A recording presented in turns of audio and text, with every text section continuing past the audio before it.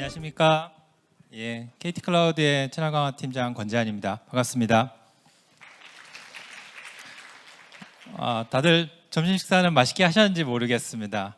오늘 같은 날 날씨 좋을 때 이렇게 외부에 어떻게 보면 출장 나와서 식사를 하시는 건데요.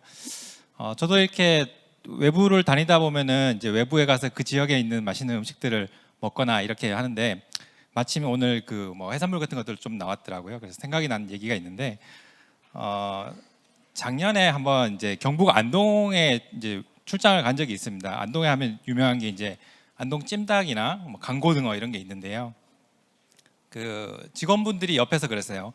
이 왜 바닷가도 아닌데 내륙인데 왜 이 강고등어가 이 동네에서 유명한가 물어보시더라고요. 그래서 마침 제가 고향이 안동이라 가지고 잘 설명을 해드렸습니다. 조정에 바치는 공납이기 때문에 이렇게 가져오다가 상하니까 소금 쳐서 이렇게 한다 이렇게 얘기했더니 직원이 그러시는 거예요. 역시 네이티브는 다르네요. 그러시는 거예요. 이제 지역에 이제 우리가 토박이를 또 네이티브라고 하는데 클라우드도 여러분들 많이 아시겠지만 클라우드 네이티브는 뭔가 클라우드하고는 다르겠죠. 하지만 클라우드는 알고 클라우드 네이티브는 막상 설명을 해보라고 하시면은 잘 설명하시기 어려운 게 현실입니다. 고객분들뿐만이 아니라 우리 파트너사분들도 이걸 어려워하세요. 하지만 어딘가에 가서 얘기를 해야 되고 앞서 키노트에서도 말씀했지만 모든 정부 사업들이 클라우드 네이티브로 진행이 되고 있습니다. 그러다 보니까 오늘은 여기 많은 이제 엔지니어 분들도 계시겠지만 사업하시는 분들이 좀 더 클라우드 네이티브를 개념을 잡고 갈 수 있도록 조금 쉽게 설명하는 자리로 이해를 해주시면 좋을 것 같고 이걸로 개념을 좀 잡아간다 생각해 주시면 감사하겠습니다. 그래서 오늘 앞서서 하고 좀 겹치는 내용이긴 한데 공공 클라우드 네이티브 정책 사업 동향에 대해서 조금 더 다시 말씀드리고 클라우드 네이티브에 대한 좀 이해하기 쉽도록 이해한 다음에 여러분들이 현업에서 또 파트너사로서 고객한테 영업을 할 때 어떻게 해야 되는지 이런 것들을 개념적으로 좀 말씀을 드리고 설명을 드리도록 하겠습니다. 디지털 플랫폼 정보위원회에서 이제 작년 10월에 이렇게 현행 시스템의 50% 이상, 신규 시스템은 70% 이상 클라우드 네이티브로 전환을 하겠다라고 밝혔고 2030년까지는 대다수 시스템을 클라우드로 전환을 하겠다라고 발표했는데요. 왜 이런 정책이 나왔을까요?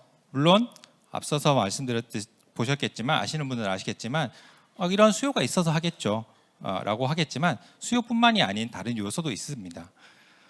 먼저 수요 관련돼서는 작년 3월에 정부 주도로 클라우드 네이티브 전환 사업에 대해서 본격화 이제 검토를 진행을 했었고 이에 대한 심층 일반 컨설팅 수요조사 및 사업 설명회들을 통해서 각각 20개 기관들이 이런 것들을 진행해 왔습니다.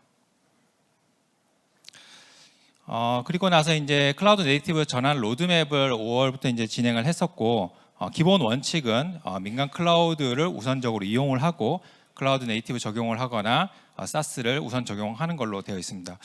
물론 계속 민간이 우선이라고 하는데 최근에 아마 업계에서 보시면은 민간 클라우드가 우선이 아닌 사업들이 간혹 있어요. 그래서 조금 아쉬움이 있기는 한데 저희도 앞으로도 이제 계속 정부에서 민간 클라우드를 우선적으로 이용하는 사업들이 좀 많이 나왔으면 하는 바람이 있습니다. 이러한 로드맵을 통해 가지고 전환 목표치라든지 네이티브 목표치에 대한 수치들이 나왔고 앞서 보신 바와 같이 50% 이상, 그다음에 70% 이상 클라우드 네이티브로 하는 정책들이 펼쳐졌습니다. 이러한 수요뿐만이 아니라 하나는 또 장애와 관련이 있습니다. 여기 보시는 몇 가지 시스템이 장애가 접속 장애라든지 과부하라든지 먹통이 되는 사태들이 있었고요. 작년에 다들 아시겠지만 그 정부24가 거의 24시간 동안 먹통이 되는 사태가 있었고 그로 인해 우리 주민등록 등본도 발급하지 못하는 이런 상황들이 있었습니다. 이게 바로 장애나 이런 것들이 민첩하게 대응을 하지 못했기 때문인데요. 이러다 보니까 이제 디플정위원회에서는 정보화 사업 혁신 TF라는 것을 구성을 해서 이러한 장애나 해결을 하기 위해 노력을 했고 그것들을 온프레미스 방식이 아니라 빅뱅 방식에서 벗어나서 클라우드로 전환을 해서 이런 것들을 대응하고자 하는 방안이 모색되었습니다. 그 중에서도 클라우드에서도 클라우드 네이티브 방식을 채택을 해서 이런 사업들을 진행을 하고 있고요. 실제로 작년 12월부터 행안부에서는 이런 여러 기관들의 수요를 받아서 또 이런 장애가 있었던 기관들의 내용들을 받아서 올해 지금 3월부터 사업 공고가 났었고 현재 지금 우선 사업자 대상자가 선정이 돼서 진행이 되고 있습니다. 보시는 것처럼 이제 1에서 4차 수까지 권역별로 나눠서 진행을 하고 있고 대부분 이제 컨설팅을 통해서 전환 사업이 진행이 될 예정에 있고요. 빠르면은 이제 7월부터라고 제가 적어놓긴 했지만 컨설팅 사업이 아마 7월 정도까지 진행이 될 겁니다. 그래서 실제로는 한 8월이나 9월부터 실제 사업들이 발주가 되어서 아마 나오게 될 예정이라서 이런 부분들 지금 참여하고 있는 기관들에 대해서도 많은 관심을 가져주시고 또 이 사업을 하다 보면은 여기 주변에 있는 기관들 또 여기에 참여한 기관들과 유사한 레벨에 있는 기관들이 이러한 수요들이 계속 발생을 할 겁니다. 그래서 그런 기관에서 오신 분들도 좀 관심을 가져주시고 또 거기를 하는 솔루션사나 파트너사에서도 사업에 대해 많이 관심을 가져주시면 좋겠습니다. 그러면 이 사업에 관심을 가지는 건 좋지만 여전히 고객도 클라우드 네이티브를 잘 알지 못하고 우리 파트너사들도 클라우드 네이티브를 잘 알지 못합니다. 제가 한 명 여기서 손을 딱 들어서 찝어서 클라우드 네이티브가 뭡니까? 라고 설명을 물어보면은 아무도 대답하기 어려우실 거예요. 아까 키노트에서도 뭐 엔지니어분 손들라고 하니까 두 분 손드는 거 봤거든요. 그래서 아마도 참여가 그만큼 어렵고 어디 가서 내가 클라우드 네이티브에 자신 있게 설명할 수 있다 이런 사람들이 없을 겁니다. 그래서 요 뒤에 제가 좀 쉽게 말씀을 드릴 테니까 오늘 꼭 요것만 기억을 해서 이해해 주시면 도움이 될 것 같습니다. 자, 이 클라우드 네이티브가 도대체 무엇인가 그러면 설명을 좀 드리겠습니다. 우리가 그 정보화 시스템을 구축하는 방식은 크게 이제 모놀리틱 아키텍처하고 마이크로 서비스 아키텍처 두 가지로 구분이 됩니다.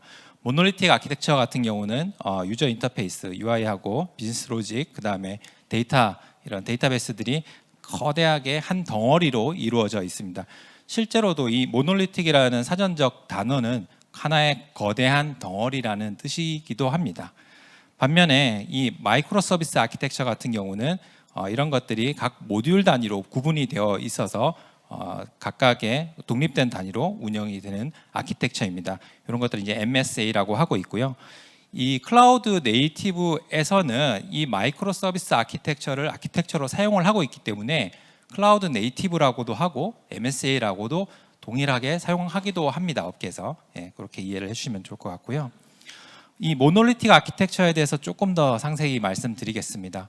여러분들도 뭐 고객한테 가서 제안을 한다거나 고객분들도 상위에 우리가 클라우드 네이티브 사업을 하야겠다라고 해서 보고를 하면은 그게 장점이 뭐야, 단점이 뭐야 이런 걸 설명을 하셔야 되는데 클라우드 그거에 대해서 조금 설명을 드리겠습니다. 모놀리틱 아키텍처는 말씀드렸듯이 하나의 거대한 큰 덩어리로 이루어져 있다 보니까 구조가 단순하고 개발 프로세스도 용이합니다. 그리고 또 개발도 좀 간소화되고 신속한 로딩이 되고 또 엔드투엔드로 테스트도 용이합니다. 하지만 이 시스템들이 조금씩 커지거나 또 확장되거나 할 때 보면은 쉽게 이제 유연하지가 않아서 유연성이 좀 떨어지고 뭔가 확장을 하려고 해도 잘 되지가 않습니다. 일예로 정부의 그 정보화 사업들을 좀 보겠습니다. 만약에 정보의 어떤 시스템이 발주가 나서 하면은 그 당시에는 최고 성능의 최신 기술을 담아서 거대한 사업들이 하나가 진행이 됩니다. 하지만 2, 3년 지나고 나서 새로운 기술이 나오면은 거기에다가 뭔가 기능을 붙이려고 해도 붙어지지가 않습니다. 뭐 개발자분들 아시겠지만 뭐 JDK 버전이 바뀌어서 그것도 안 됩니다. 뭐 DB도 버전이 안 맞아서 마이그레이션을 또 해야 됩니다. 뭐 이런 식으로 얘기가 확장이 어려운데 이러다 보니까 정부의 그런 정보 시스템들은 대부분이 결국에는 7년 이상, 8년, 10년까지 가다가 완전히 노후화가 되면은 이른바 차세대라고 하는 이름으로 정보 시스템들이 다시 구축이 되는 겁니다.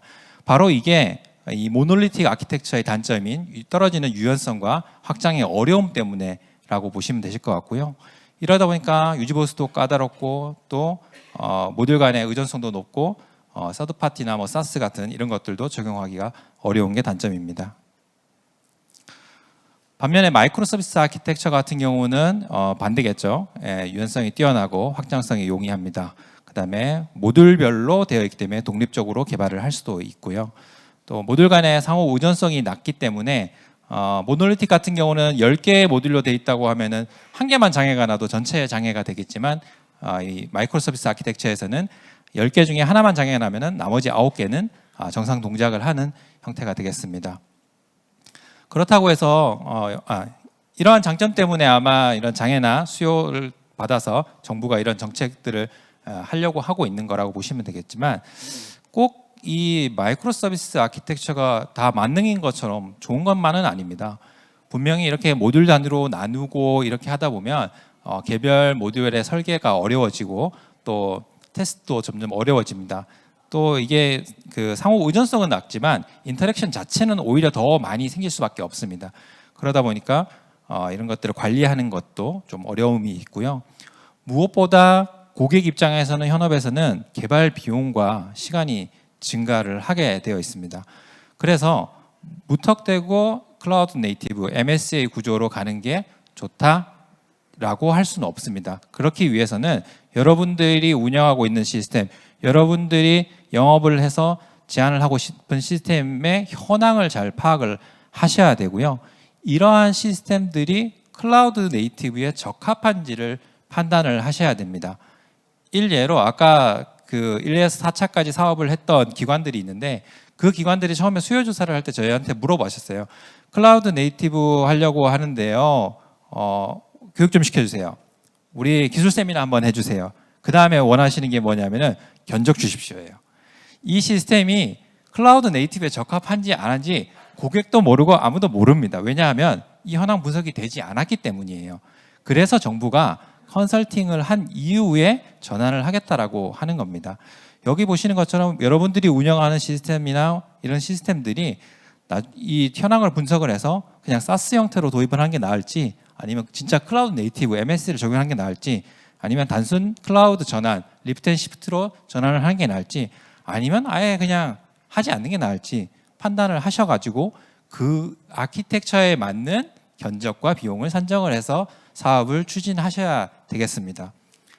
그러면 이런 MSA 적합한지 안 한지를 어떻게 또 분석을 하나요? 뭐 돈이 많은 기관에서는 ISP나 BPR 이런 것들을 진행할 수 있겠지만 간단하게 이런 것들을 할 수 있게끔 우리 그 니아 한국지능정보사회진흥원에서는 10가지 체크리스트를 제공을 하고 있습니다.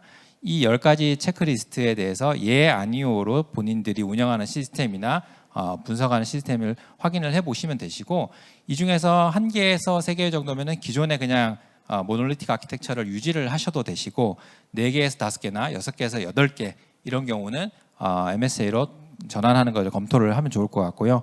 9개에서 10개까지 된다. 그러면은 적극적으로 MSA 도입을 추진을 하시면 되겠습니다. 이런 간단한 체크리스트를 가지고 여러분들이 현업에서 좀 분석을 하시면 도움이 될 것 같고요. 이렇게 해서 이제 클라우드 네이티브로 전환을 하겠다라고 이제 마음을 먹으면 이제 실제 사업이 발주가 되고 사업이 진행이 될 겁니다. 그러면 이제 클라우드 네이티브에 대해서 좀 더 딥하게 또 이해를 좀 하셔야 돼서 이 부분도 좀 나눠서 설명을 드리겠습니다. 마이크로 서비스 아키텍처 안에는 크게 이제 이너 아키텍처하고 아우터 아키텍처 2가지로 나누어지고요. 이너 아키텍처는 응용 프로그램, 어플리케이션 영역에 해당하는 부분입니다. 그리고 아우터 아키텍처는 인프라 영역, 저희 CSP 같은 인프라 영역에서 관심을 갖는 영역이라고 보시면 되시고요. 마이크로 서비스 아키텍처 같은 경우에 대한 정의는 사실 여러 군데서 하고 있는데 오늘 지금 말씀드리는 거는 가트너에서 발표한 자료를 근거로 해서 설명을 드리는 거라고 보시면 되겠습니다. 먼저 이너 아키텍처에 대해서 조금 더 설명을 드리겠습니다. 이너 아키텍처 같은 경우는 기존에 말씀드렸듯이 모놀리틱 아키텍처를 마이크로 서비스 아키텍처 하나의 큰 덩어리를 모듈 단위로 쪼개서 접근하는 것이 핵심입니다. 이러다 보니까 이러한 응용 시스템들을 어떻게 잘게 쪼개야 되는 것이냐, 이게 가장 관건이고요. 그 쪼개는 방법이 여러 가지가 있습니다. 뭐 DDD, 이벤트 스토밍, 업무 기능 분해 이런 게 있는데 현업에서 가장 많이 쓰이는 거는 DDD, 도메인 드리븐 디자인이라고 하는 방식을 제일 많이 쓰고 있어서 요거에 대해서 짧게 설명드리겠습니다. 만약에 전자상거래 시스템이 있다라고 하면 여러 개의 상품과 또 전자상거래를 운영하는 뭐 여러 기관 기능들이 있겠죠. 이런 기능들과 상품들에 대해서 잘게 쪼개서 이거를 도메인으로 정의하는 게 가장 먼저 필요한 거고요. 이렇게 정의된 도메인을 각각의 독립된 모듈로 나누고 이를 독립된 어플리케이션으로 구분해서 개발하는 것을 DDD라고 하시면 되겠습니다. 사실 응용 프로그램은 뭐 저희의 영역이 좀 KT 클라우드로서는 이제 CSP 영역이라서 영역도 아니고 또 응용 프로그램이라는 게 워낙 다양하게 많이 있다 보니까 이런 것들은 현업에서 아시는 그 현업 응용을 더 잘 아시는 분들이 훨씬 더 잘 해내시지 않을까 생각이 돼서 이렇게까지 말씀을 드리고요. 이제 다음은 이제 저희가 하고 있는 이제 아우트 아키텍처 부분에 대한 요소별 설명입니다. 아우트 아키텍처는 아까 보셨듯이 한 6가지 정도가 있는데 하나씩 좀 설명을 드리도록 하겠습니다. 먼저 익스터널 게이트웨이입니다. 모놀리틱 아키텍처 같은 경우는 처음에 하나의 덩어리니까 누군가 그냥 접속을 해서 하면은 그 안에서 다 알아서 돌아가겠죠. 하지만 마이크로 서비스 아키텍처는 각 시스템 모듈별로 나눠져 있으면 여기도 접속했다가 저기도 접속했다가 이렇게 해야 되는 것인가? 라는 생각들을 많이 하실 거예요. 그러다 보니까 이런 것들을 뭐 이슈가 없도록 중간에 익스터널 게이트웨이, 즉 API 게이트웨이라는 걸 둬서 내부 구조를 드러내지 않고 하는 요소가 있고요. 그 다음에 각 모듈하고 데이터베이스 간에 아까 인터랙션이 더 많아진다고 말씀을 드렸는데 요 간의 네트워크를 제어해주는 기술이 서비스 메쉬라고 보시면 되겠습니다. 우측 하단에. 네. 그 다음에 이 각 서비스하고 간에 이제 통신을 하고 날 때는 이제 서로 간에 이제 간섭이나 이런 것들이 좀 많이 발생을 할 수 있어서 메시지 큐라고 해서 비동기 프로토콜을 이용하는데 쉽게 말하면은 그냥 순차적으로 줄을 서서 통신을 하고 피드백을 받고 하는 거라고 보시면 됩니다. 이때 원활하게 충돌이 나지 않거나 해주는 기술이 바로 백킹 서비스라고 이해하시면 되겠습니다. 다음은 컨테이너 매니지먼트입니다. 컨테이너 매니지먼트를 하기 전에 뭐 컨테이너에 대해서 잠깐 말씀을 드리자면 다 아시겠지만 컨테이너는 기존의 VM 방식의 하이퍼바이저가 컨테이너 엔진을 대신하고 게스트 OS가 없어서 빠른 배포가 가능하기 때문에 이 MSA 구조에서는 반드시 필요한 요소이고요. 이러한 컨테이너들을 자동화하고 스케일링하고 디플로이먼트하는 것들을 자동화해주는 관리해주는 게 컨테이너 매니지먼트가 하나의 요소이겠습니다. 텔레메트리는 각각의 쪼개진 모듈들을 이제 다 일일이 관리하기가 어렵기 때문에 이러한 로그 관리라든가 추적을 통해 가지고 발생할 수 있는 문제를 확인하고 대응할 수 있도록 환경을 만들어 주는 거라고 이해하시면 되시고요. 마지막으로 CI/CD입니다. CI/CD를 알기 전에 데브옵스를 좀 말씀드려야 되는데 데브옵스는 개발과 운영이죠. 차세대 아까 시스템 하기 전까지는 이 개발과 운영이 다 분리돼서 운영이 되었습니다. 사일로 형태로. 하지만 클라우드 네이티브에서는 언제든지 개발을 해서 배포를 할 수 있고 이걸 합칠 수 있기 때문에 이러한 자동화하는 것들을 CI/CD라고 합니다. 그래서 지속적인 통합과 지속적인 배포가 가능한 것이 이런 걸 자동화해 놓은 것이 CI/CD 오토메이션이라고 보시면 되겠습니다. 네, 이상으로 저희가 가지고 있는 이제 아우터 아키텍처에 대한 설명을 좀 말씀을 드렸고요. 그럼에도 불구하고 여전히 클라우드 네이티브를 도입한다고 할 때는 여러분들이 어려움이 있고 제안할 때도 어려움이 있을 겁니다. 이런 어려움들 때문에 저희 KT 클라우드에서는 여기 아우터 아키텍처 인프라 영역에 대해서 다양한 서비스를 구축을 해놓고 또 구축한 것뿐만이 아니라 앞서 저희 대표님이 말씀하신 것처럼 품질을 높여서 계속 업데이트를 해 나가고 있습니다. 여러분들이 클라우드 네이티브 사업을 하실 때 저희 KT 클라우드의 이러한 상품들을 이용을 해서 정보 시스템을 구축할 수 있도록 저희가 최선을 다할 수 있도록 하겠습니다. 많이 관심을 가져주시고 클라우드 네이티브에 대한 니즈가 있을 경우 연락을 주시면 적극 도와드리도록 하겠습니다. 네, 감사합니다.